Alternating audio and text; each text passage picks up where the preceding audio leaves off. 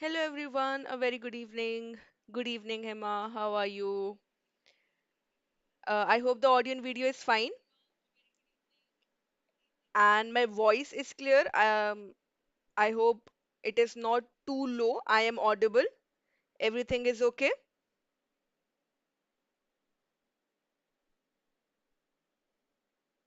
So today we are starting with our module A. Good evening, good evening. And we'll be discussing all the important MCQs from the module A. Module A is very simple, but definitely these MCQs are probably the most important ones. So, if not the same MCQs, but definitely you'll see these topics in your exam. So, we'll be covering the MCQs from module A today. All right. Before we start with our module A MCQs, there was one numerical that we faced some confusion yesterday. Let us clarify it and then we will start with our MCQs. So this was the numerical, right? In this question, let us go through this again. Yes, a very good evening. So the question was, Miss Neha holds a credit card of ABC Bank and the limit of the credit card is rupees 5 lakh.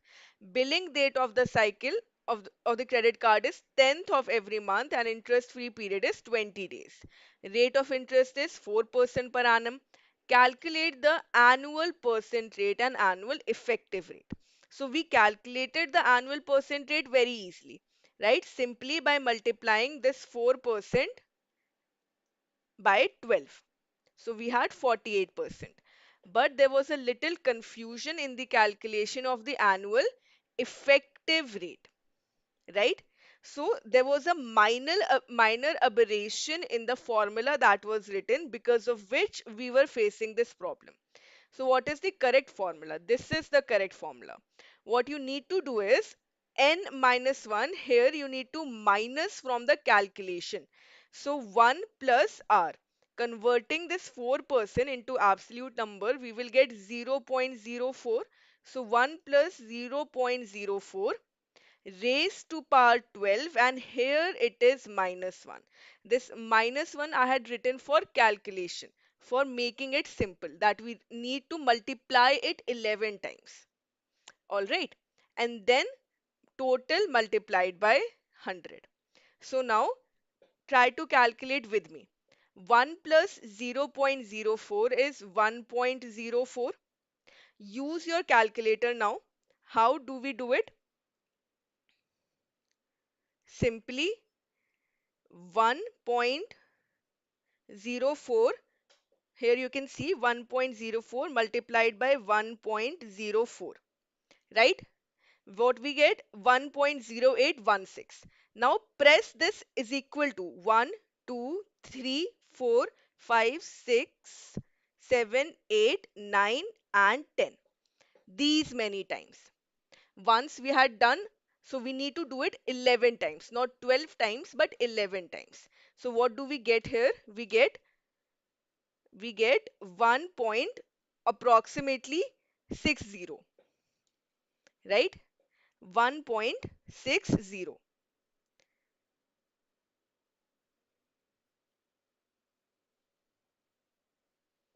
I will show you the written format as well. After that, from this 1.60, you need to subtract 1. When we subtract it, we will get 0.60. Multiply it by 100, we will get 60%. So this was the correct calculation. All right, this was the correct calculation. Now I hope it is clear. All right, so this minus 1 will come over here.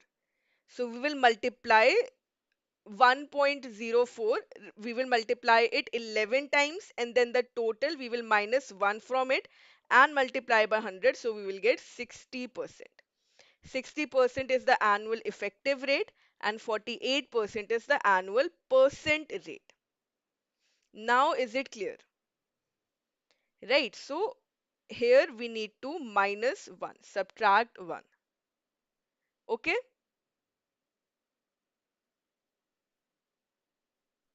Now is this question clear?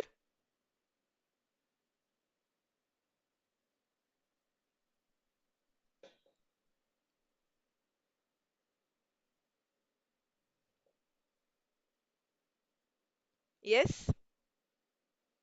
Now I will repeat one more thing. Numericals are not that important for our RBWM paper.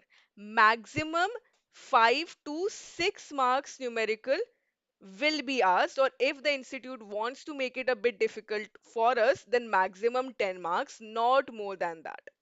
Not more than that. All right. But still, we have covered all the formulae that are given in our syllabus. In the PDF, in the last page, I've included all the formulae in one page as you had asked. So the operating profit, net profit, ROE, ROA, everything I have given in one page that you can see in your PDF. All right. Please give me a drop a message. Yes, if this is clear.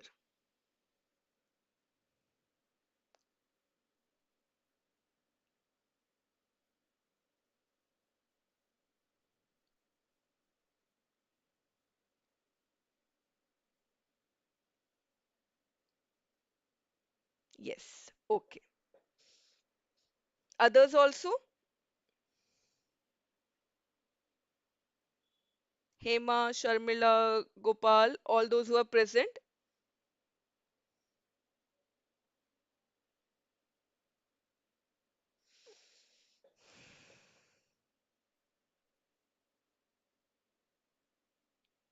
Okay.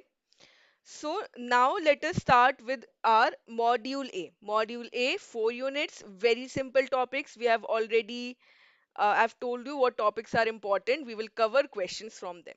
Foremost, the most basic topic. Retail banking evolves from mass retail banking to class retail banking. What distinguishes these stages? Mass retail banking focuses on standardized products for a broad customer base. Class retail banking is exclusively digital banking. Mass retail banking primarily serves the high net worth individuals. Class retail banking offers the customized services to the unique customer segments. So, out of these statements, which are correct? 1, 2, and 3, 3 and 4, 1, 2, 1 and 4, 2, 3, and 4.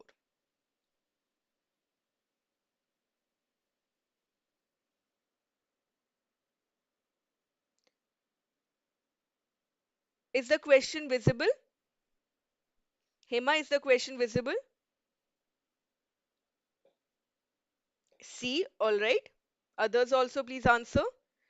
A, B, C, or D. What should be the correct answer? C,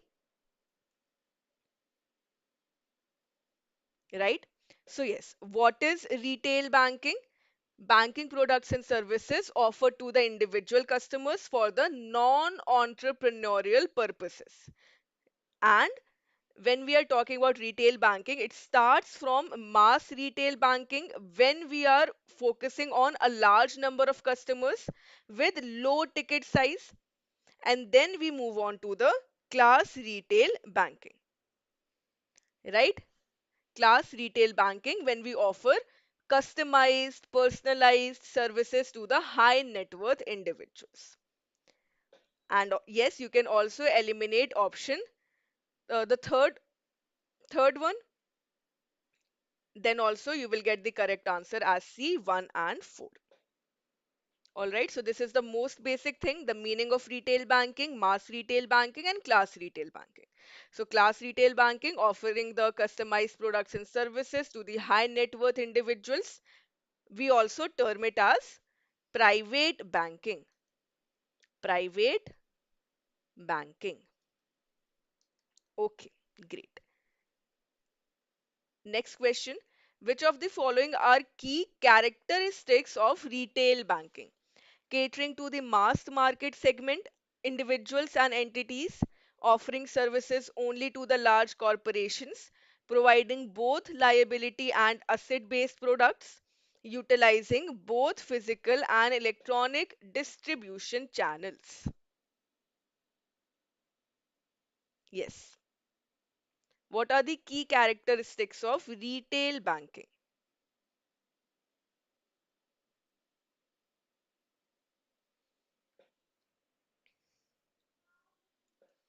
D 1, 3, and 4. Others, what should be the correct answer?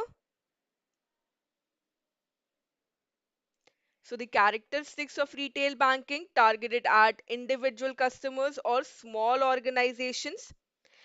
We meet the need of a large number of customers with well diversified portfolios, mass market segment covering a large population of individuals and non-individual entities as well. So both asset and liability side delivery models, we have the multiple delivery models, direct as well as the online channels. So yes, the services are also extended to the small and medium size businesses as well. So the correct answer should be D 1, 3, and 4. Offering services only to the large corporations, this is incorrect. This will be corporate banking, opposite of retail banking. All right. Next, which of the following best describes the retail banking? Banking services offering diversified products to a large customer base. Banking services focus exclusively on high net worth individuals. Services that cater primarily to the industrial and corporate clients, only offering asset based products to businesses. Again, very simple. Good evening, Divya. Answer this question. Which of the following best describes retail banking? A.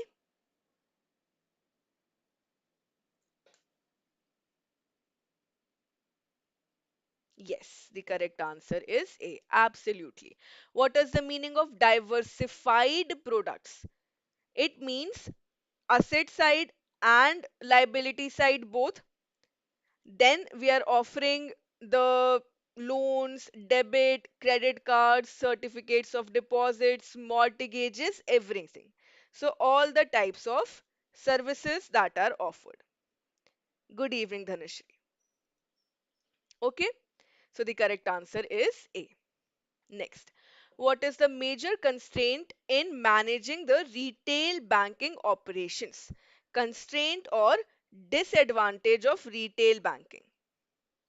High financial exposure to the large industrial clients, problems in managing the large number of clients efficiently, complete dependence on physical banking infrastructure, absence of credit products in retail banking. B, B, okay, B, yes. H is not an option. Okay, so yes, the correct answer is B. Great. So, what are the constraints? There are a large number of clients, right? Mass market. So, managing the large number of clients, their needs is a bit difficult. Then, IT complications are there if we do not use the revolutionary or new or innovative technologies, our profits will decline. Again, maintaining the branch networks, handling the large number of low value transactions will be very high. So, all of these are the constraints. Delinquencies can also be high because of the unsecured retail loans. Okay, competition is also very fierce. So, these are some of the constraints faced by the retail banks. All right. Why does retail banking have relatively lower credit risk? What is credit risk? The risk of the debtors defaulting on their loans. So, do retail banks have lower credit risk? Yes. But what is the reason? Loan amounts are relatively small and well diversified. Banks only provide loans to the large corporations. Banks avoid providing credit services to individuals. Credit risk in retail banking is highly volatile.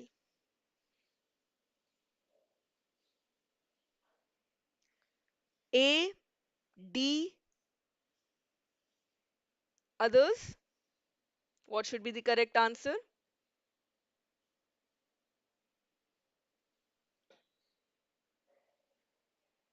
D. Is credit risk in retail banking highly volatile? Volatile means it keeps on changing. Does it keep on changing? It actually does not. The credit risk is relatively lower. This the question has already told us. So this is a positive factor. This is a positive factor. The credit risk in retail banking, in corporate banking, will be volatile. Why? Because when the businesses are doing good, there are more chances that they will repay the loan. But if they're not doing good, their business is going down, there are more chances that they will default on their repayments.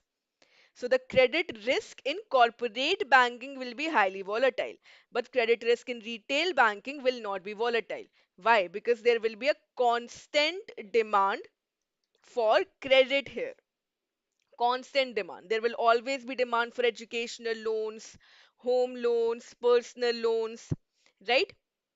And the loan amounts are also relatively small. Well diversified means that there will be high net worth individuals as well, mass market as well, middle income as well. So the banks, they can decide if they want to give more loans to the high net worth or to the middle class income. So it will be well diversified. All right, clear now why option A is correct? There will be a relatively lower credit risk because the loan amounts are relatively small and well diversified. All right. Divya, Dhanashri, clear?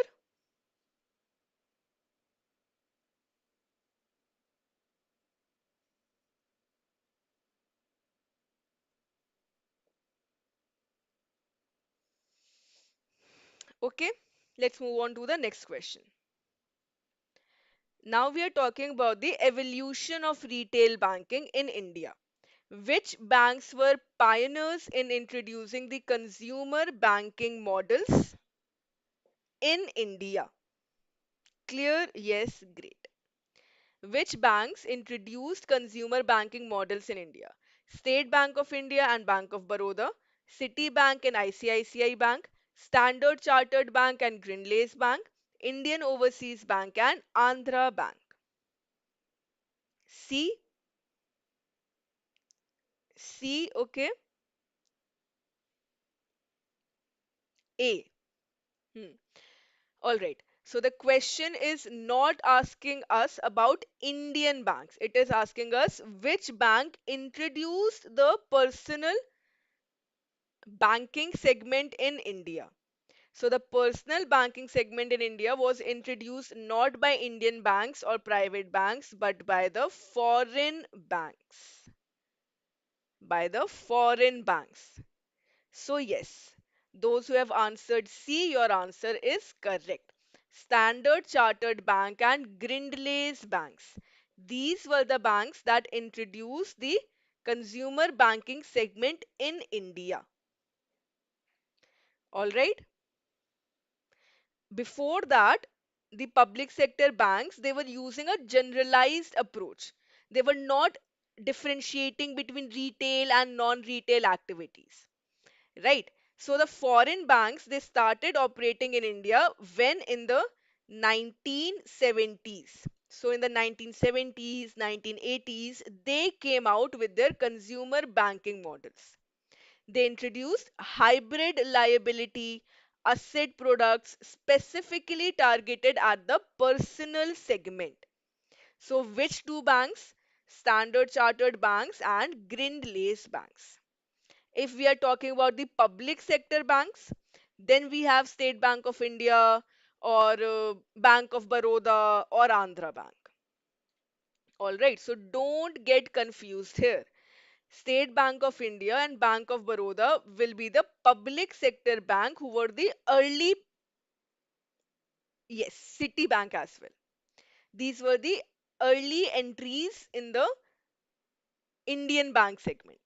But when we are talking about the introduction, we are talking about the foreign banks. So Standard Chartered Bank and Grindlays Bank. So C is correct. Okay, someone has Dhanashri. Okay, now you answer. What role did Citibank play in shaping the retail banking in India? It introduced banking services focused on corporate clients. It pioneered hybrid liability products for the small businesses. It focused on institutional lending rather than personal banking. It revolutionized the retail banking space with credit card products. So, what was the role played by the Citibank? Citibank. D, D, D. Great. So, yes, Citibank, they introduced the credit card products and they created a whole new trend in the banking segment. All right. So, Citibank. The correct answer is it revolutionized the retail banking space with the credit card business. So, wherever you see in the question who introduced the credit card products in India or who played a very important role in introducing the credit card products in India, so Citibank. And in which year? In the early 1980s. Yes, 1980 credit card. Great. Okay, next. Which public sector banks? Okay, now you have the question for the public sector banks as well. Which public sector banks were early players in the credit card business in India? Punjab National Bank and Canara Bank, Bank of Baroda and Andhra Bank, ICICI Bank and HDFC Bank, RBI and Nabard.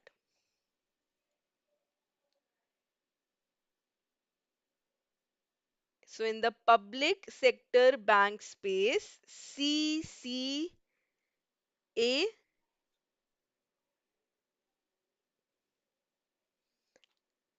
I haven't got the correct answer yet.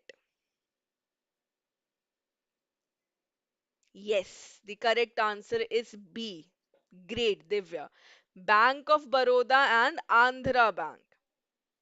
Right? Bank of Baroda and Andhra Bank. These were two of the early players in the credit card business in the public sector banks.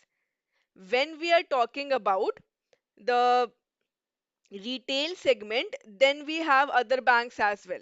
Like SBI is there, Indian Overseas Bank, Bank of India, Bank of Baroda, Andhra Bank. But specifically, the question is saying credit card products. So the correct answer should be B. Now I hope you will remember. So introduction of retail banking, foreign banks, Standard Chartered Bank and Grindlays Bank. Introduction of credit card, Citibank. And then Indian banks or public sector banks, early players, we have Bank of Baroda and Andhra Bank. All right, yes, B. Okay. Which of the following is not a part of retail banking? Internet banking, mobile banking, providing term loans for projects, credit card facility.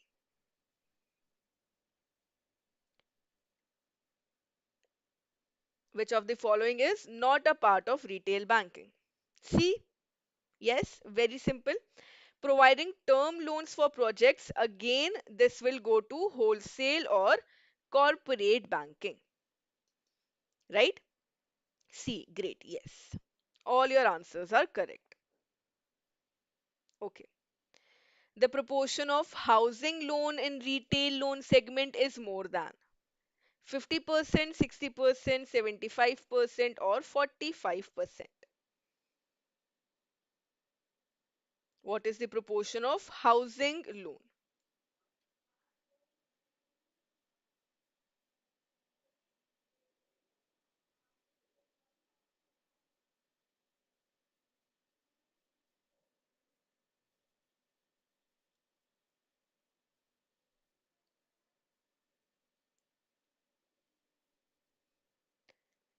B, A, yes, so the correct answer is A.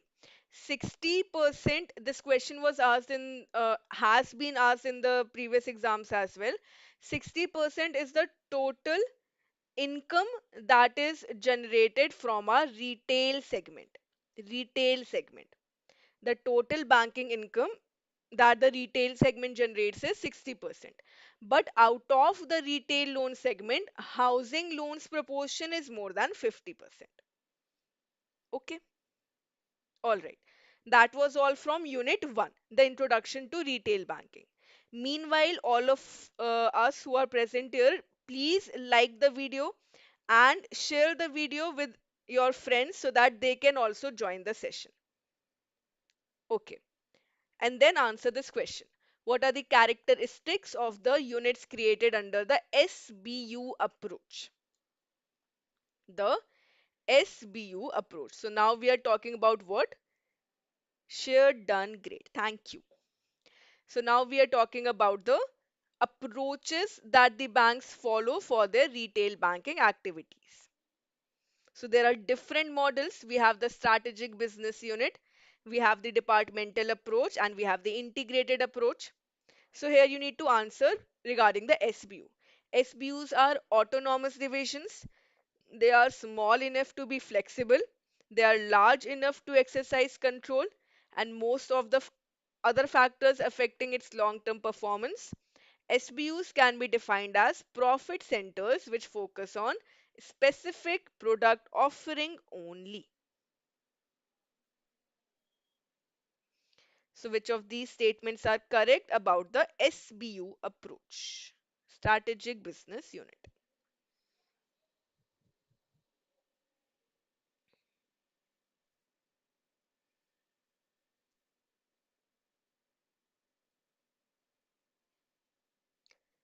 C. 1, 2, and 3. SBUs are not defined as profit centers. 1, 2, and 4. Okay. Others also please answer. C.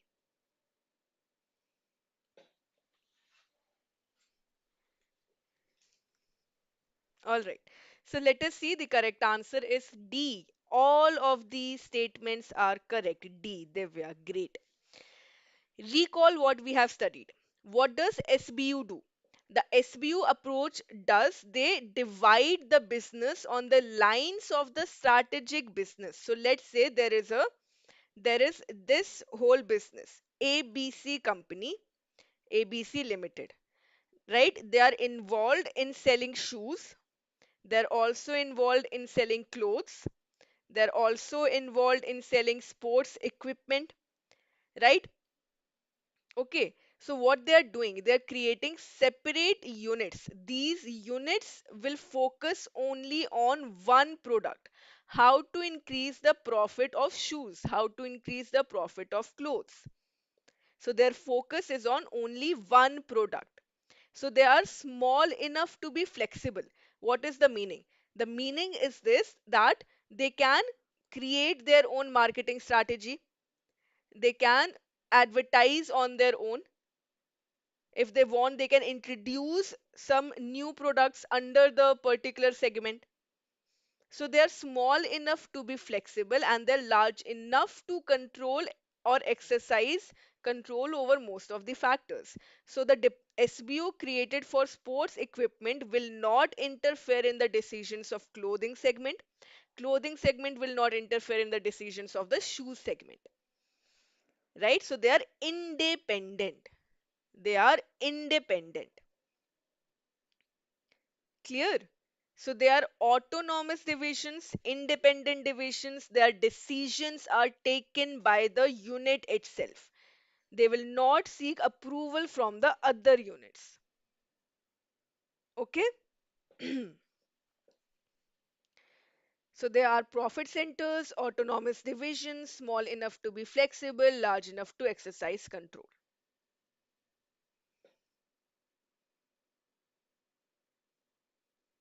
Don't worry, you need not worry. Whatever we are covering here, this is your final revision. Okay, this is your final revision. After this, you will not forget these points. So the correct answer is D 1, 2, 3, and 4. Next, the SBU approach is followed mostly by New generation private sector banks, public sector banks, foreign banks, old generation private sector banks. Another point. Now, although I have stated that SBU are autonomous units, they can be a business unit of a large corporation or they can be a separate business in itself. Both are both options are available. Either they can be a segment of the large corporation or it can be a business in itself. Okay. So SBU approach is followed by which type of banks?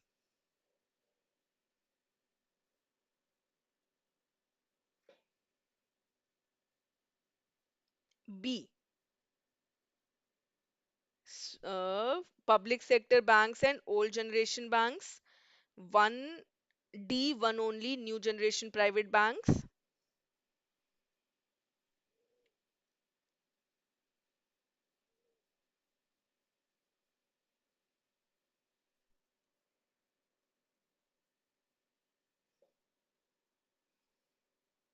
Still, I haven't received the correct answer. The correct answer, no, the correct answer is A, 1 and 3. I think we need to revise it again. So the SBU approach is a new approach.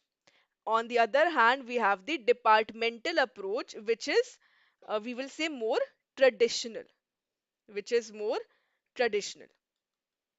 Traditional things are followed by the public sector banks and the old generation private banks. But any new introduction, any new technology is adopted by the new generation private banks and the foreign banks. So, dividing or creating separate units for separate business lines. That is done by the new generation private sector banks and the foreign banks. They have a very, the new generation private sector banks, they have a very clear business model. So they have created SBUs since the very starting to have clear focus on their business objective. Similar to that, the foreign banks also, the SBU is the model followed by them. So they have a defined business focus. They will sell only these products and not others. On the other hand, public sector banks and the old generation banks, they do not create a separate model. What they do, they use a integrated model. All right. Do you remember now? So 1 and 3. SBU approach is followed mostly by the new generation private sector banks and the foreign banks. And the approach adopted by the public sector banks is what? It is the departmental approach. Similarly, old generation private banks also they use the departmental approach. All right, next. When an organization is divided on the basis of functions that the various teams perform, then such an approach is known as strategic business unit, departmental approach, functional approach, or integrated approach. So now we are not creating separate units for my business. What I'm doing, I am under a single roof, I'm selling all the products, but I am dividing the organization on the basis of functions. Yes. So now on the basis of functions, we have the departmental approach. So there are various functions under a team.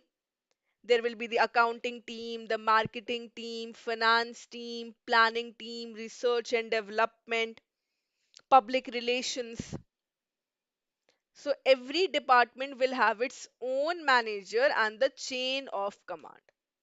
And we have already discussed, public sector banks and the old generation private banks, they follow the departmental approach.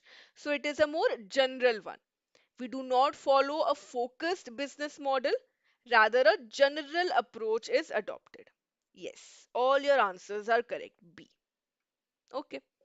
The business model for retail banking under the departmental approach is under the SBU approach.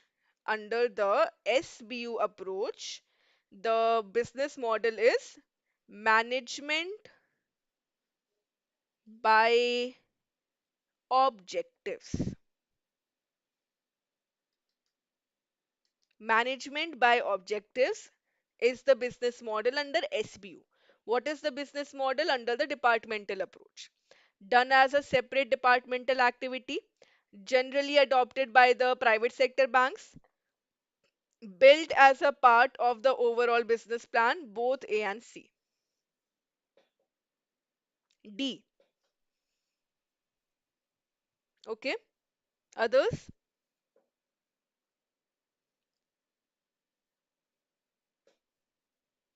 D. D. Everyone is answering D. Why? Right now, in the previous question, I told you that in the departmental approach, we do not go with some specific or particular strategy, right? What we do, we use a functional approach within the organization. It is a general approach. So the departmental approach is built as a part of the overall business plan. Overall business plan. Okay, try to understand once again. Hmm. Only C, built as a part of the overall business plan. Okay. What happens in the SBU? We are creating profit centers, autonomous divisions, right? What we are doing, we are selecting our objectives. This is my goal. These are the actions that I need to take. So what I'm doing, I'm going by management by objectives. But when I'm talking about the departmental approach, I'm not creating separate divisions for each of the product. I'm selling all the products under the single roof, just the functions are divided. So the planning department will be separate, the advertisement department will be separate, accounting, finance, all of these will be separate. So we are not creating any different unit. We are building our business plan as a part of the overall strategy. All right. So the business model under departmental approach is built as a part of the overall business plan. Yes, the correct answer is C. Now, is it clear? This is a very, very important topic. Definitely, you will see question from SBU departmental approach. Departmental approach should be there in banks, like credit department, operational department. Yes, that is what we are saying, right?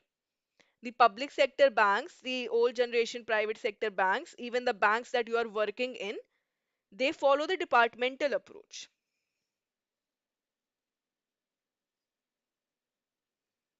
Okay.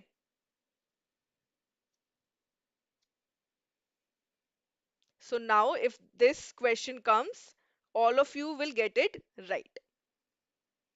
So 1 or 2 marks, whatever, secured.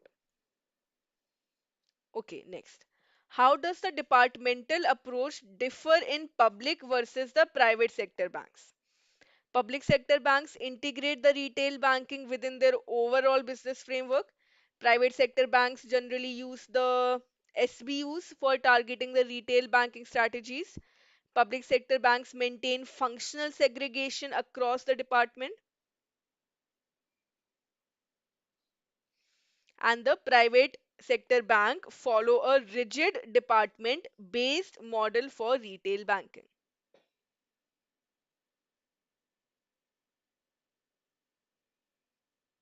But we are not creating any separate centers. We are not creating separate branches, that this will be my retail branch, this will be my corporate bank branch. Under the single roof, we are offering all of the products, just the departments are different. This is the loan department, credit department. All right. So whatever you are saying is correct about the departmental approach.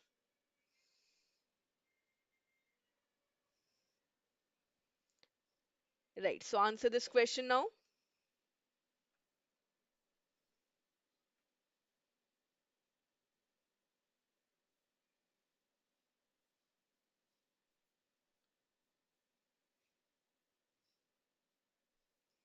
You are saying B, 2 and 4. Private sector banks follow a rigid department based model for retail banking. Is it? Hema, is it? Second statement is correct. Private sector banks, they go for SBU approach.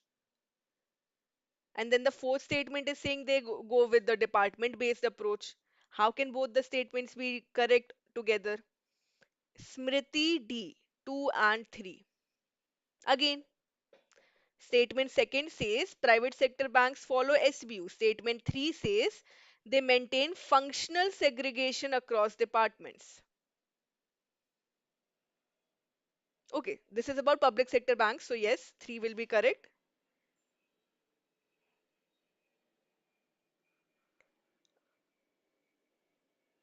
Why should 1 not be correct? Public sector banks integrate retail banking within their overall business framework. Integrating retail banking overall within their overall business framework is the characteristic of departmental banking. The departmental approach and the departmental approach is followed by the public sector banks or not? Yes, the correct answer should be A. 1, 2, and 3. Don't try to answer the questions quickly. Try to answer the questions correctly. You have enough time in your exam. Read the statements very carefully and then answer. All of these questions are very, very simple. No, third option. What is the third option? C. 1, 3, and 4. Fourth statement is incorrect. Private sector banks, they follow the SBU approach, not the department based approach. Statement 1 is correct. Yes. Okay, so 1, 2, and 3. Clear now? If any concept is not clear, ask me, I will explain it again. Clear? Great. Okay. What distinguishes the departmental approach from the SBU approach in banking? The departmental approach emphasizes functional segregation rather than profit centers. SBU approach integrates retail banking into the bank's overall operations. The departmental approach is only applicable to the private sector banks. The departmental approach eliminates hierarchy and chain of command. SBU not understood. Okay. What is happening in the SBU? Just think about any one company, any big large corporations, and they're keeping separate units. Okay, separate units. If I am opening a company, the name of the company is Anshul Private Limited, right? Then what will happen here? I can say that I want to enter into the market of credit card as well. I want to enter into the market of home loans as well. I want to enter into the market of CASA deposits as well, and insurance, bank assurance as well. Securitization. When we will cover the module B, there we will cover securitization. All right? Yes, all your answers are correct. The correct answer is A. So, Sirish, coming back to SBU approach, profit centers. All of these units, the business, the companies divided on the basis of the business approach. Separate units are created. They will take their own decision. They will create their own marketing strategy. They will decide on their own pricing objective, everything. So separately, all the sub businesses are working. That is the SBU approach. Okay, and what happens in the departmental approach, I am dividing not on the basis of business objective but on the functional segregation. In the SBU, profit centers are created. In the department, functional segregation is done. Second statement, option B, is related to the department, integrating the retail banking into the bank's overall operations. Departmental approach is only applicable to private banks? No, more to the public sector banks. And the departmental approach eliminates hierarchy? Again, no. Each and every department will have its own chain of command and hierarchy. The departmental approach will have its own chain of command and hierarchy. All right. How is the how does the integrated approach differ from the departmental and the SBU approach? Now, the integrated approach is the third type of business plan.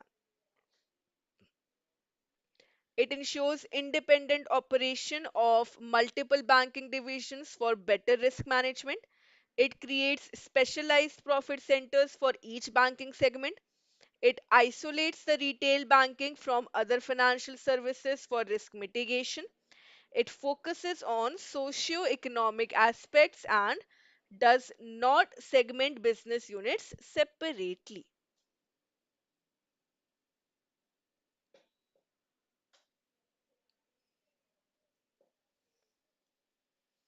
Yes. So, how is the integrated approach different from the other two?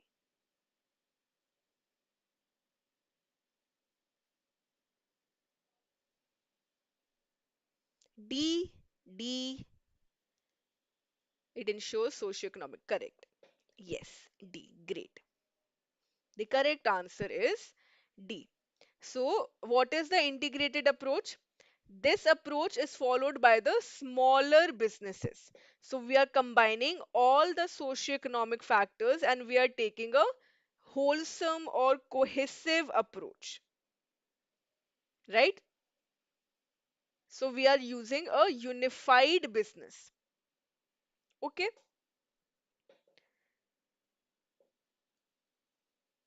Hmm. So that is the integrated approach. We are not dividing the business on the basis of profit centers or departments. We are simply using a integrated approach, or we are using a unified business and trying to tackle all the problems. Okay. What differentiates the new generation private banks from the old generation private banks in their business model strategy? The new generation private banks focus on aggressive market positioning across all banking classes. Old generation private banks rely solely on international retail banking trends. New generation private banks avoid retail banking in favor of corporate investments. Old generation banks eliminate retail banking from their operational frameworks. Again, very simple. A, A, A. Yes, the correct answer is A. We have already although discussed this, but how do the banks they structure their retail banking model? They take a positioning platform, positioning objectives. How do I want to position myself? Right? What should be the size of my business? What should be the scale of my business? The product that I'm going to focus the most. So the new generation private banks, they have a clear positioning platform. The technology, the strategy, the customer, business objectives, aggressive marketing, all of these things are followed by the private sector banks. They are very clear about their business objectives, what they want to be, what should be their goal in the future, in the next 2 to 3 years, what should be their goal, right? This is the case of the old generation and the new generation private banks as well.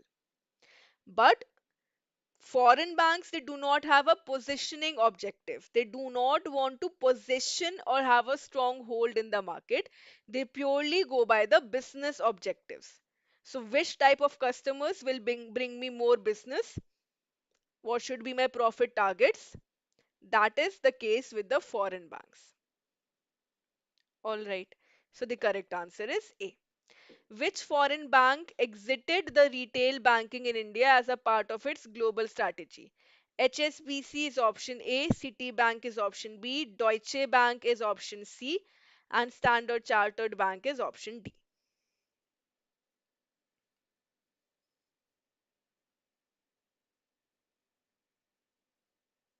Yes. Which bank exited the retail banking segment in India as a part of its global strategy?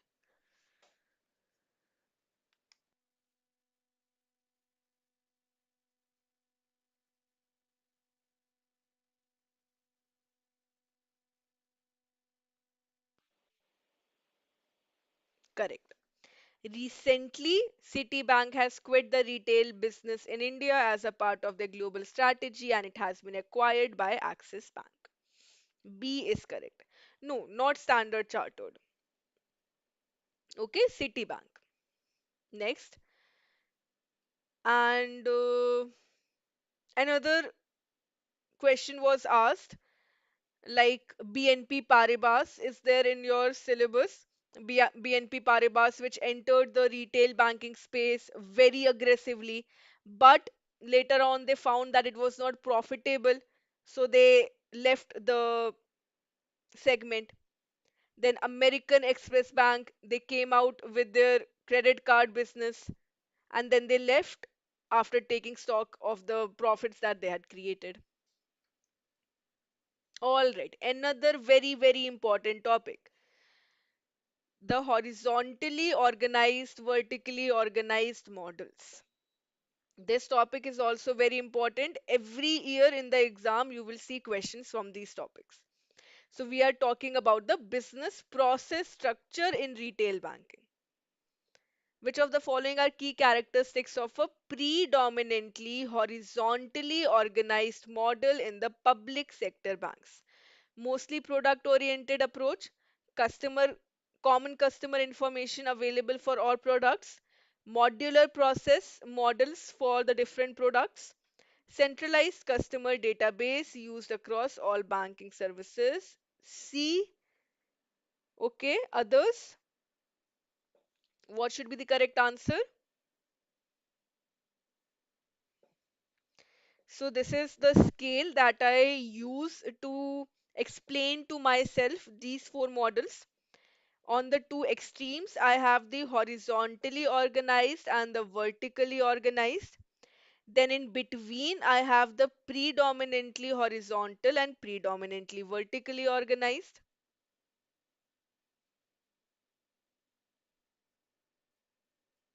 DD. Take some time and try to remember the difference between horizontal and vertical models. So what happens in the horizontal model? Basically, it depends on the level of customer information available in a single platform for offering the multiple products or services, right? Whether there is a common centralized customer information system or not. So horizontally organized model, they use different process models for the different products. They provide end to end solutions product wise. So they go product wise. Horizontally organized goes by product wise, right? Then if we are talking about the vertically organized model, we have a centralized customer database. Vertically organized has a centralized customer database. Now, can you answer correctly? We are talking about a predominantly horizontal organized. So, what is predominantal? Predominantly means now some features of the horizontal and some features of the vertical, but mostly it is a horizontally organized model. Predominantly, it is a horizontally organized model. Some characteristics of vertical will be there. So, in the predominantly horizontally organized model, it is mostly product oriented with a little common customer information. So, mostly it will offer end-to-end solution product wise, but for some products, common customer information will be there. So, yes, the correct answer should be C, 1 and 3. All right. So, what happens in the Predominantly horizontal, mostly product wise, and for some products common information is there. Okay. And what happens in the predominantly vertical? Common information is available for most of the products, and some products are offered end to end. So mostly common information is available. Clear? Just try to remember these scales. Complete product wise horizontal, complete common customer information vertical, most of the product wise again predominantly horizontal, most of the common customer information predominantly vertical. Okay? Yes? Okay, so the correct answer is 1 and 3. Common customer information available for all products, vertically organized, and then centralized customer database used across all banking products, again vertically organized. Next, which of the following statements best describe a horizontally organized model in banking? It integrates the customer information across all the products with a centralized database. It structures different process models for different products, offering end-to-end solutions product-wise. It allows for seamless cross-selling due to a unified customer database across products. It does not differentiate customer information across products. B, B, okay. Others also please answer.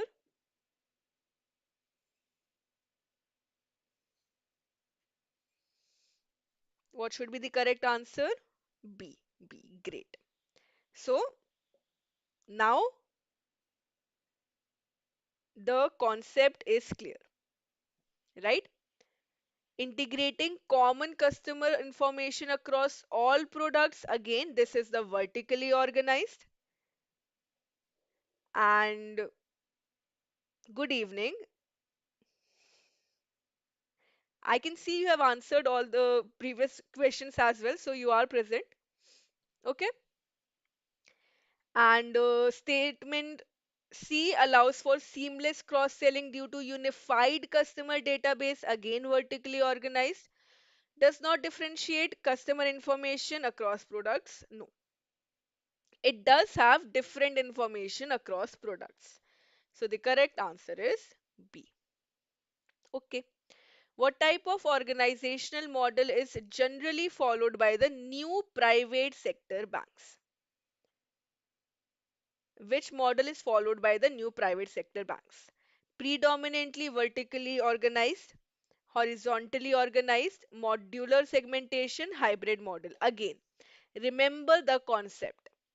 If something appears to be new or innovative or more customer friendly, it is followed by the new private sector banks.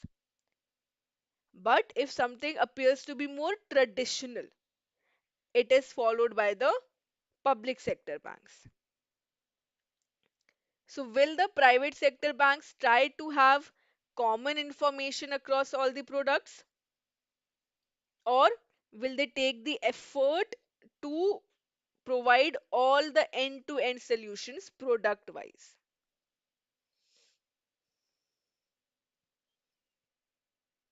You are answering D. Hybrid model integrating horizontal and vertical elements. What is this hybrid model called? Do we not have a name for this hybrid model? If we are talking about a hybrid model, then it should be either more on the vertical side and more on the horizontal side. What is the name for this model? Yes, correct. Predominantly vertically organized model. Yes, the correct answer will be A. Again D. Hybrid model integrating horizontal and vertical elements is known as the predominantly vertically organized model, right?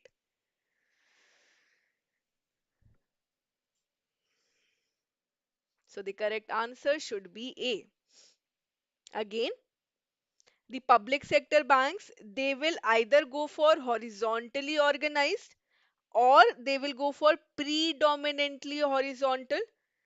For most of the products, they will use end-to-end solution and have a certain level of common customer information across some products.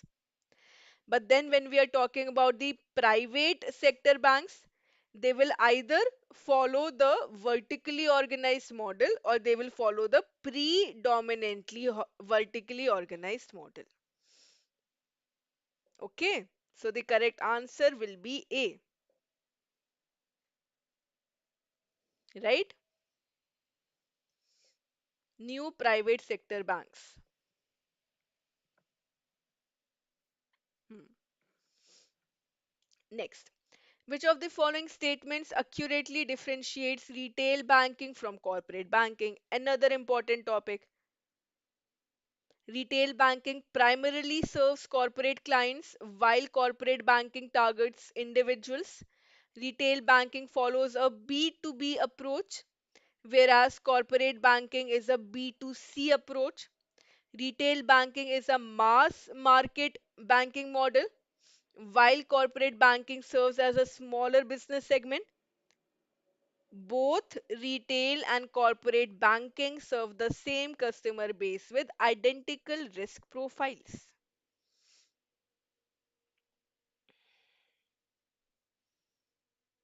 C, C. How about others? What is the correct answer?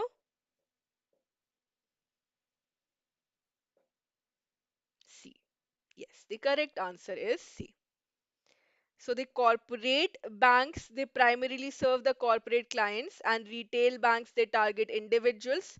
Retail banking is a B2C approach, business to customer, whereas corporate banking is a B2B approach, business to business.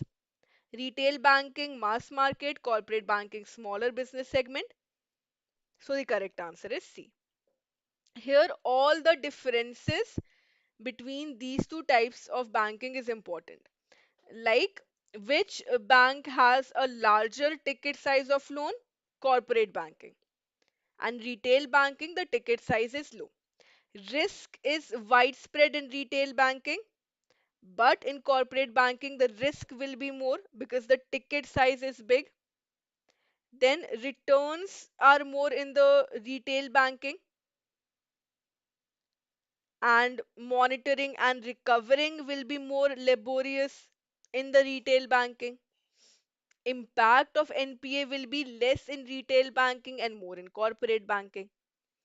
Right? So all of these differences are important. Next, which of the following statements correctly explain how deposit costs vary in retail and corporate banking? Retail banking deposits rates due to usually follow card rates due to their smaller ticket size. Corporate deposits often involve higher costs due to negotiation pressures from businesses.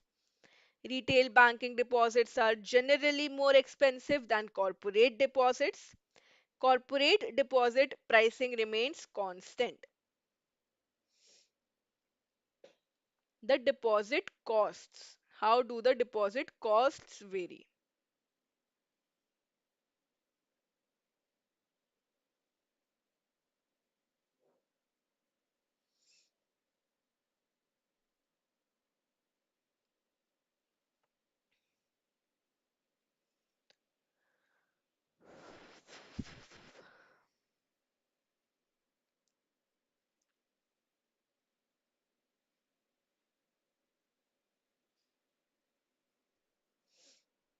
A, 1 and 2. A, yes, very obvious. A is correct. A is correct. I think why 3 is incorrect? Because retail banking deposits are generally more expensive. No. Low ticket size deposits are made, so the costs will also be less. Then corporate deposit pricing remains constant. Again, no. There can be negotiations, so they do not remain constant. They can offer high or low rates. Okay. When was the Banking Regulation Act 1949 initially enacted and under what name? So, the Banking Regulation Act was not the original name of this act. There was a different name. What was the original name? Banking Act of 1934, Banking Companies Act of 1949, Reserve Bank Governance Act of 1945, the Public Banking Supervision Act of 1951.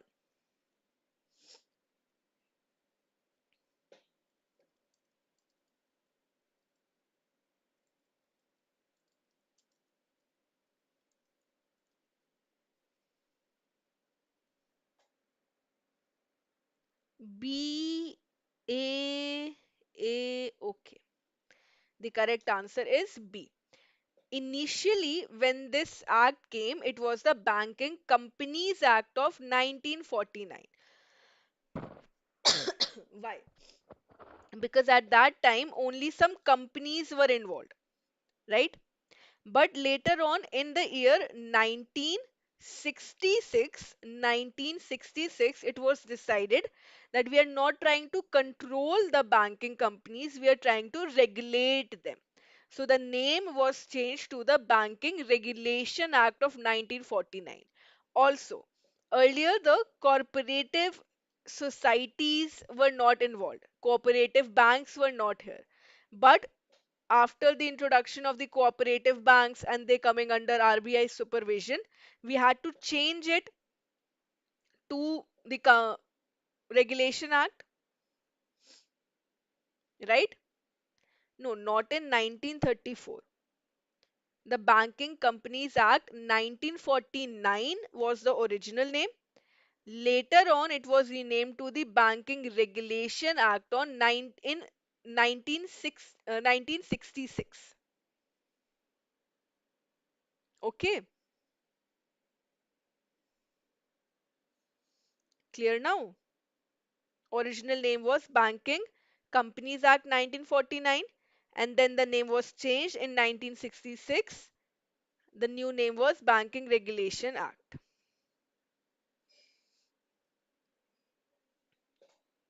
All right. Next. Which of the following developments were key milestones in the nationalization phase of the Indian banking? Nationalization of 14 banks in 1969, merger of the Imperial Bank of India into State Bank of India in 1955, nationalization of 6 additional banks in 1980, immediate privatization of national banks in the 1990s after the Narasimham Committee recommendations.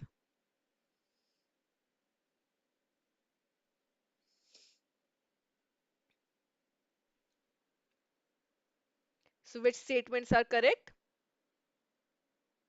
A. Okay. Others?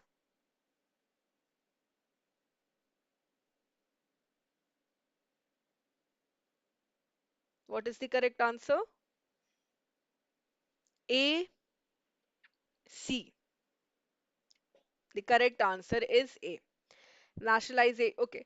So, development of the banking sector, it can be divided into 3 phases.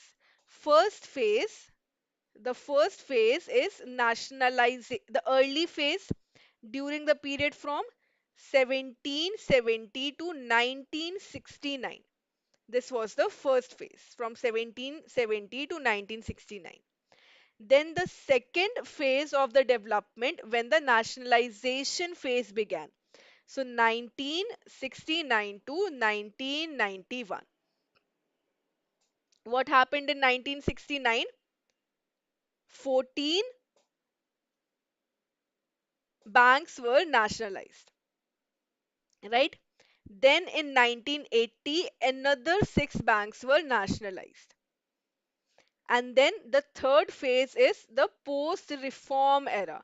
After the Narasimham Committee's recommendations, the reforms phase began from 1991.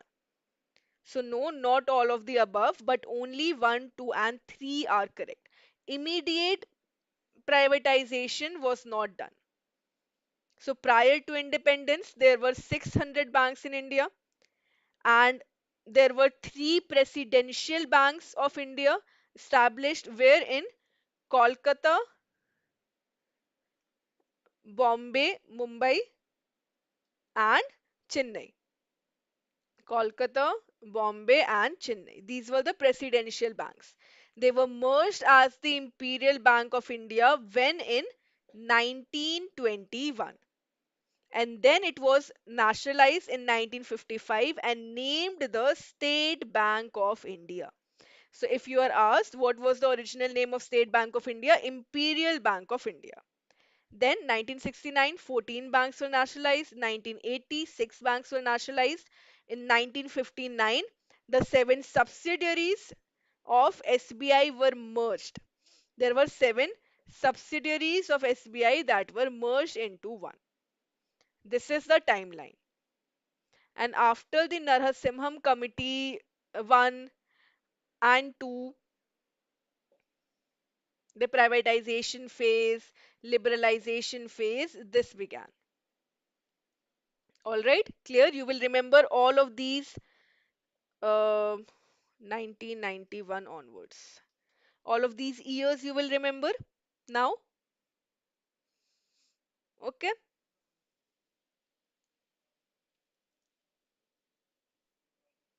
all right. Next, the last most important topic of our module A, profitability. Profit and profitability. How does profitability differ from profit in business analysis? Profitability is a measure of absolute earnings, whereas profit is a relative efficiency metric. Profitability evaluates efficiency in generating profit relative to expenses, whereas profit is a monetary surplus after expenses. Profitability reflects the gross revenue only, whereas profit includes liabilities and expenses. Come on, you can answer. This is a very simple question. Profitability strictly measures profitability margins. How does profitability differ? Yesterday also we have discussed this concept, right? BBS. So profit is an absolute metric, absolute directly revenue minus expenditure, that is profit, and profitability is relative. How much profit I am making in relation to the expenditure that I am incurring. All right, so B. What is the significance of the bottom line profitability? It highlights top line revenue generation efficiency. It focuses on pre-tax earnings derived from the gross profit. It primarily tracks the financial leverage rather than earnings efficiency. It measures profit after all the expenses, including taxes, operational costs. Yes. What is the significance of bottom line profitability? So we have yesterday covered the three levels of profitability: gross profit, operating profit, and net profit. Bottom line profitability is net profit. DC.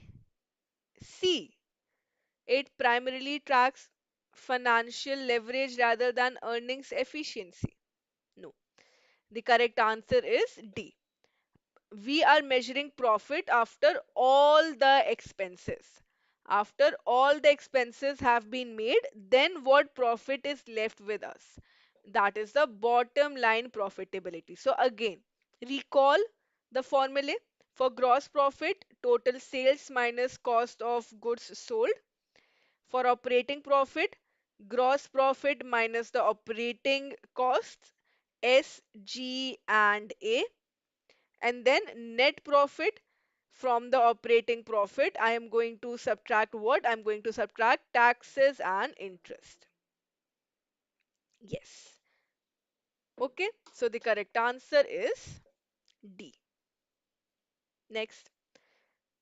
This profit measure is derived after deducting the operating expenses from gross profit. It reflects the efficiency of the company's core operations before considering the non-operating expenses such as interest and taxes. Which type of profit is it? Which type of profit am I talking about?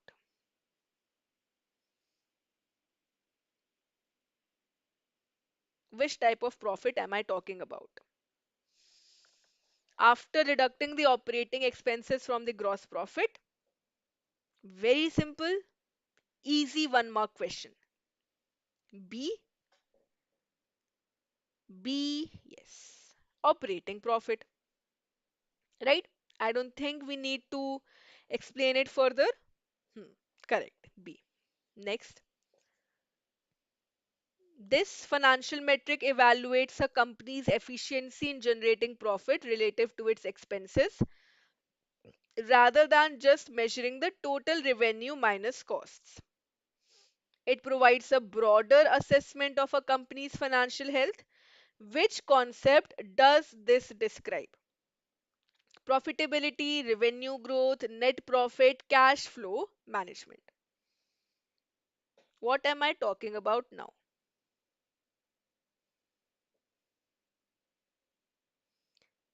Meanwhile, those who have newly joined the session, please like the video and share the video and be active in the session. I want all of you to answer. Yes, so the correct answer is A, profitability. We are evaluating a company's efficiency in generating profit relative to its expenses, right? Relative to its expenses. So, profitability. Okay. A company's net profit depends on multiple deductions from revenue.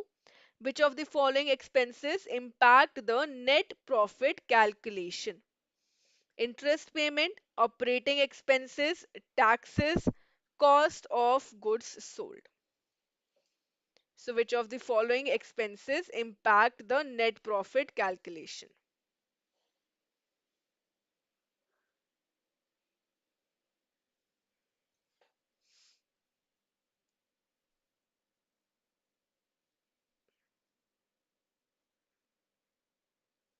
A, 1, 2, and 3, all.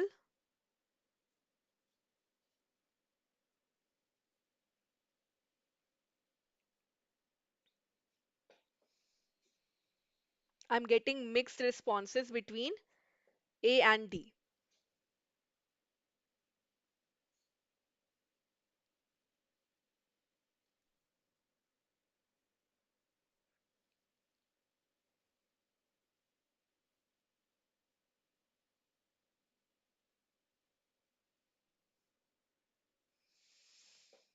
Actually, yes.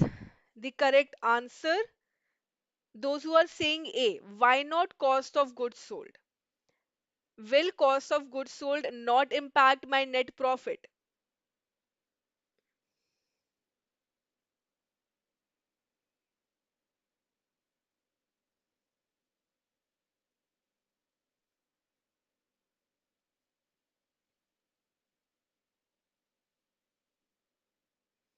What happens if my cost of goods sold increases? If my cost of goods sold increases, then what will happen?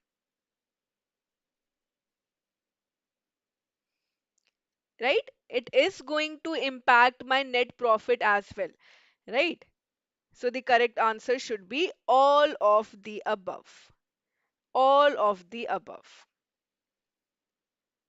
The correct formula is operating profit minus taxes minus the interest. Okay. But to derive at the operating or arrive at the operating profit, first we will have to calculate the gross profit as well, right? So it will depend on the cost of goods sold. So ultimately it will have impact on the net profit calculation.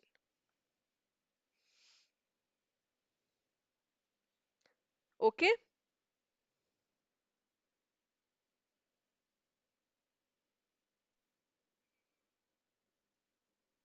So the correct answer should be D. Clear?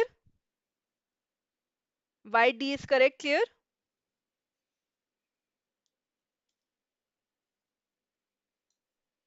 All right. Next.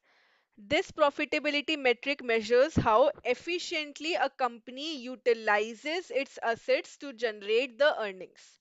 Which metric is it? The profitability metric measures how efficiently a company utilizes its assets. Return on assets, return on equity, net profit margin, operating profit ratio. Hmm. What should be the correct answer? ROE.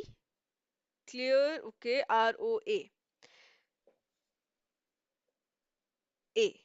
Yes, the correct answer should be A. Return on assets. What is return on assets? Return on asset is the net income upon the average total assets. So the net income which is generated from the total assets, that is my return on asset. Income that I'm earning from the net interest income and the fee on services. So how efficiently the company or the entity is utilizing its assets will be shown by the ROA, not ROE. We did this, right? We did this yesterday. Great. A bank's return on equity. What does the ROE measure? The efficiency of asset utilization in generating revenue, the percentage return earned by shareholders on their investment, the ability of a bank to maintain liquidity reserves, the overall revenue generated from the lending activities.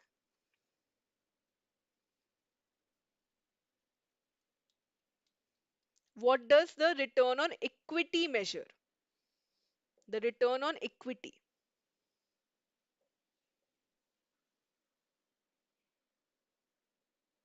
B and question marks. Why are you asking me the correct answer?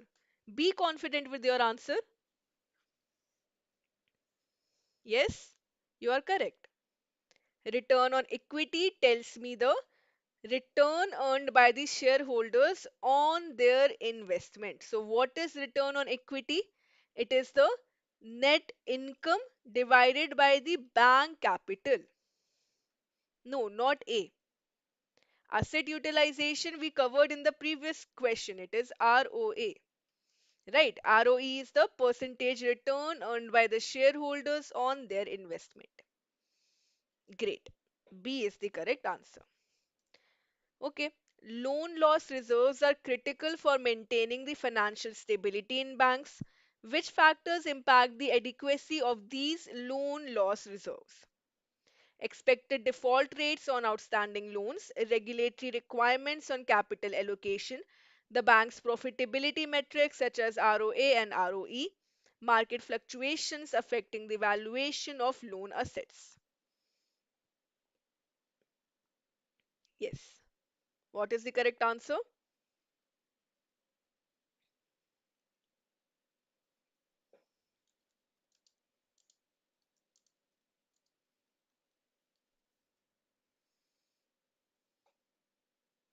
What are loan loss reserves?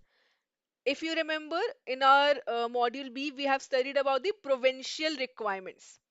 Right, so the funds set aside by the banks to cover the potential losses from the loan defaults.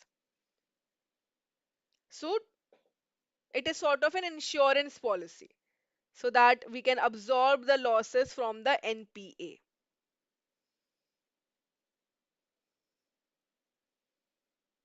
So C correct. Great. 1, 2, and 4. C is correct. So what factors impact the adequacy? The expected default rates. If the default rates are high, more provisioning will be done. The regulatory requirements. What is the regulatory requirement determined by RBI? And the market fluctuations as well. However, ROA and ROE are not going to impact my loan loss reserves. So C is correct. Great. Which of the following statements correctly describe the relationship between ROA and the bank profitability? A higher ROA indicates that the bank is efficiently utilizing its assets to generate profits. ROA remains constant across all banks regardless of the financial structure. Banks with large liabilities generally have higher ROA percentages. Banks do not take into account the asset quality and risk exposure. Yes, A.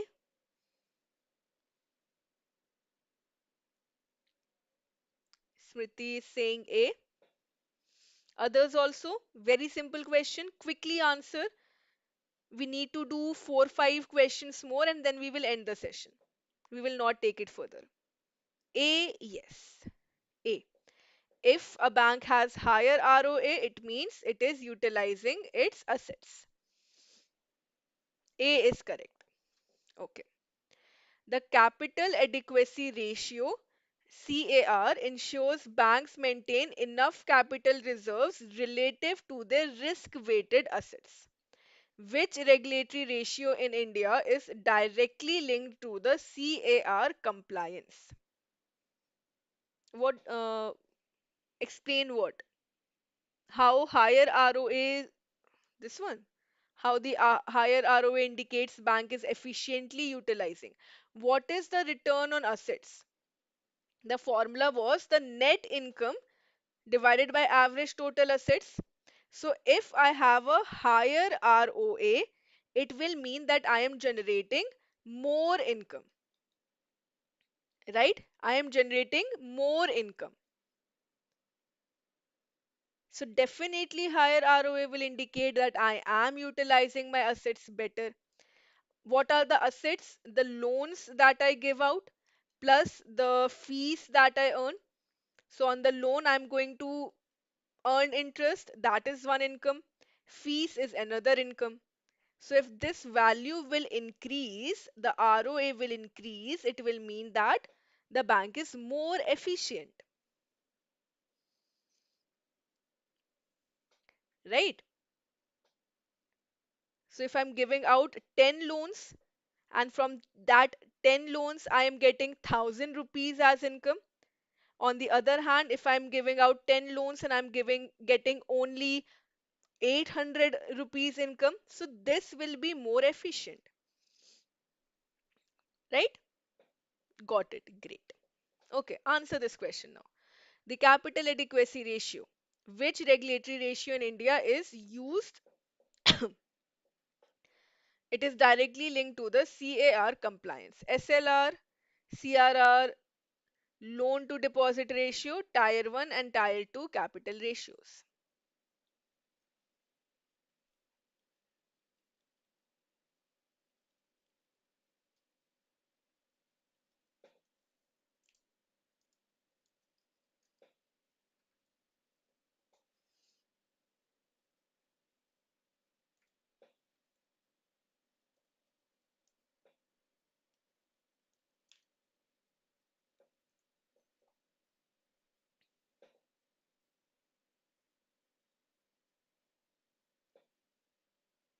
Loan to deposit ratio, no. The correct answer is the Tier 1 and the Tier 2 capital ratios. This is the bank capital. What is CAR? The capital adequacy ratio. It is based on what? It is based on the Tier 1 and Tier 2 capital relative to its risk weighted assets. So central bank or RBI is going to decide what is the CAR to be maintained by the banks to absorb the potential losses. Right? Tier 1 and Tier 2 capital.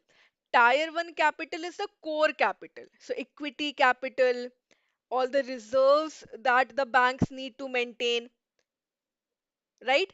Tier 2 capital are the less reliable assets, like any hybrid instrument offered by the bank, or any subordinated debt, any bad debt, right? So tier 1 capital, the core capital, and tier 2 capital, any less reliable assets.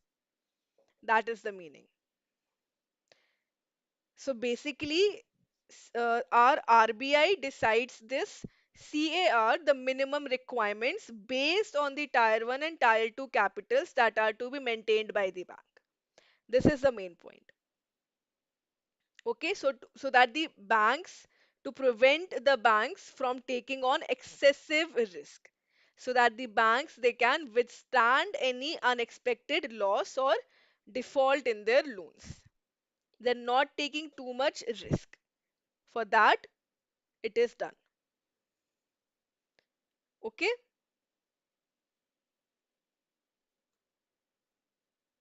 so CAR is based on the tier 1 and tier 2 capital. Okay, next. This financial metric measures how efficiently a bank earns income on its total assets, including fee income and net interest income. Again, very simple. ROE, ROA, net interest margin, or the liquidity ratio.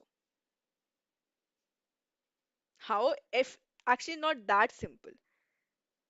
Take your time and then answer. This can be a bit confusing.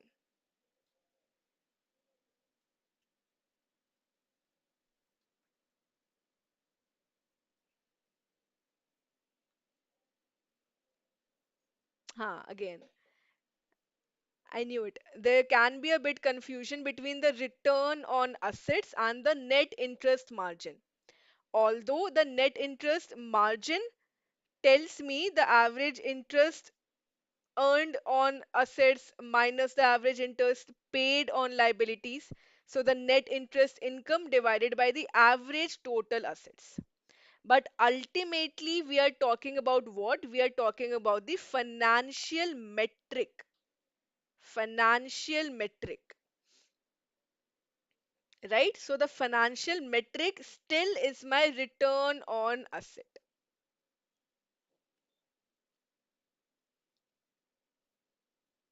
Okay.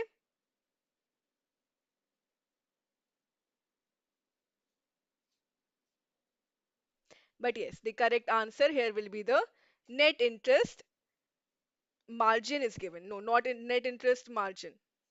What am I talking about? The net interest margin shows us how well the bank is earning income on its total assets. Right? That is the net interest margin. But the question is asking us the financial metric that measures how efficiently the bank is earning income on its assets. So it should be ROA. It should be ROA. Okay. If I'm just talking about the income earned by the bank on their assets, that is the net interest margin. The net interest income divided by the average total assets. But again, I'm talking about the efficiency metric, the financial metric. So the correct answer should be B, the return on assets. Clear? If the question asked me what is the difference between the what is the net interest income, so it is the interest received on assets minus the interest paid on liabilities. If the question asked me what income the bank is earning on its asset, that is the net interest income. But how well the bank is efficiently earning its income on its total assets, that is my return on assets. Okay, so there are three concepts involved here. That is why the correct answer will be ROA. Okay, next. When banks seek to expand profitability without increasing their own capital, they rely on the external funding resources. Which financial strategy does this describe? So the bank wants to increase the profitability, but they do not want to increase their capital. They're relying on the external funding sources. So what are they using? Whether they are using liquidity management, cost to income ratio optimization, financial leverage, or asset securitization.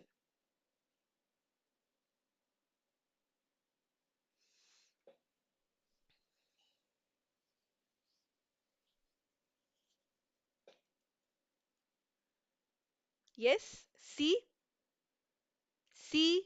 correct. Financial leverage. Okay. So what is leverage? Leverage is the bank asset divided by the bank capital. So if I want to increase my profitability, either I can increase my capital or I can use leverage.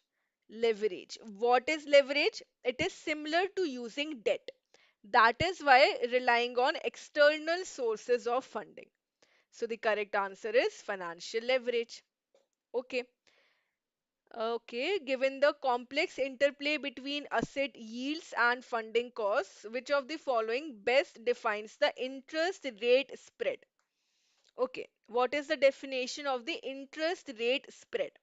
The variance between the weighted average interest rate earned on income generating assets and the weighted average cost of funding those assets, total net interest income expressed as a percentage of total liabilities, the proportion of mandatory reserves maintained with the central bank, the differential between the total volume of deposits mobilized and the loan disbursement ratio. Okay, quite a lengthy question. What is the meaning of interest rate spread?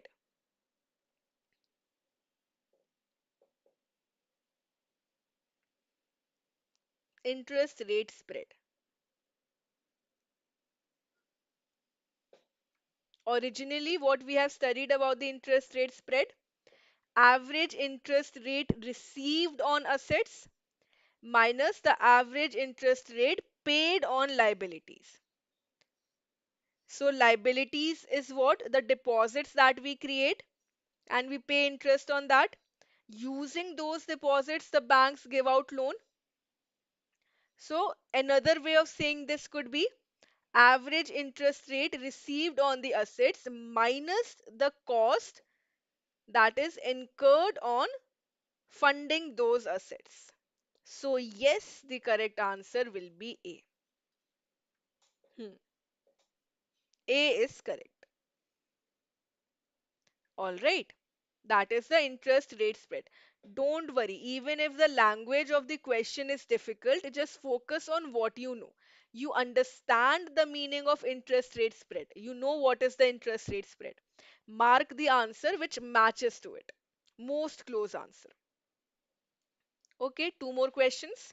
A bank's capital structure impacts its stability and profitability.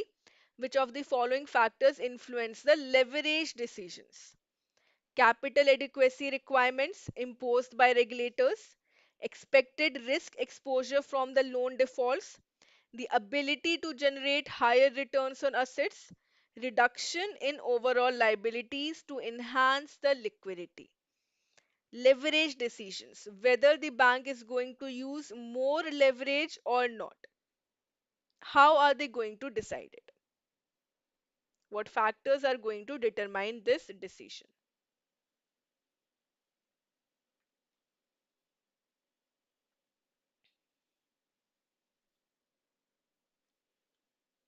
Again, the question might seem a bit tricky, but it is very simple.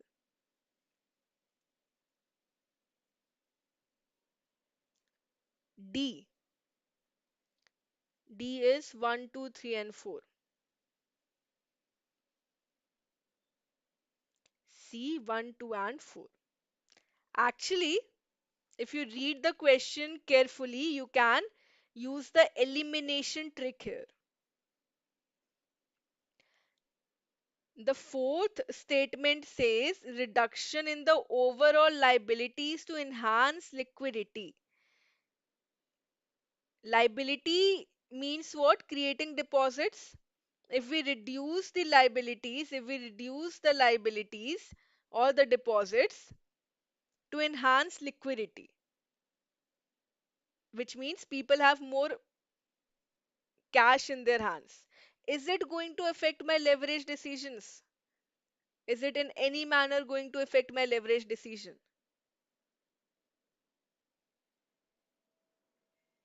The meaning of the fourth statement means that I'm reducing my overall liabilities to enhance liquidity. And if I'm reducing my liabilities, from where will I give out loans? So the correct answer is A, 1, 2, and 3. Whether I will increase or decrease my leverage will depend upon the restrictions imposed by regulators.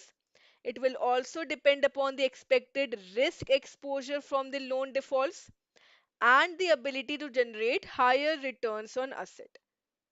But reduction on the overall liabilities to enhance liquidity, no. Okay, why statement 4 is incorrect? I hope it is clear. Now, the last question for today.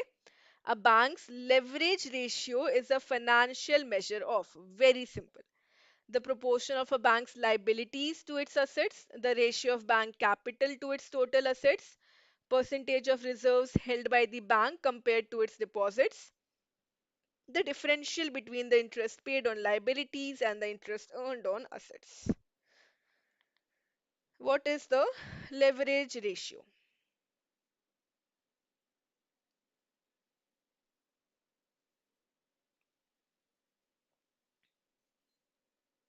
B, the ratio of bank capital to total assets. Others also please answer. What is the correct answer?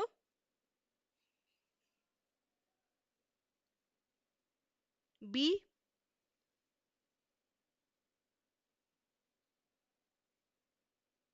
B. Great. Yes, the correct answer is B. It is the ratio of a bank's capital to its total assets. And that is all. We are done with module A. We have completed all and we have covered all the important topics.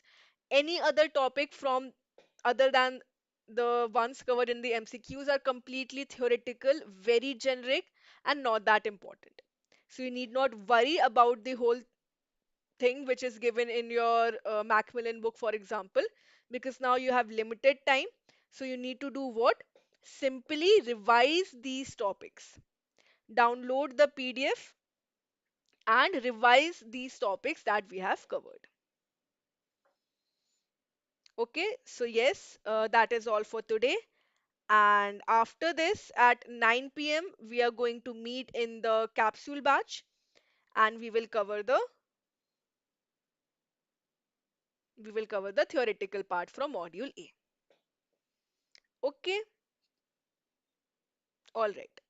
So thank you so much for attending. If you have any doubts, any queries, you can ask me, and I will see you again tomorrow, 7 p.m., and we will start with module B. Okay. Thank you so much. Good night and take care. Make sure and please like the video and share the video and comment down below if you need anything else. Okay. Thank you. Good night and take care.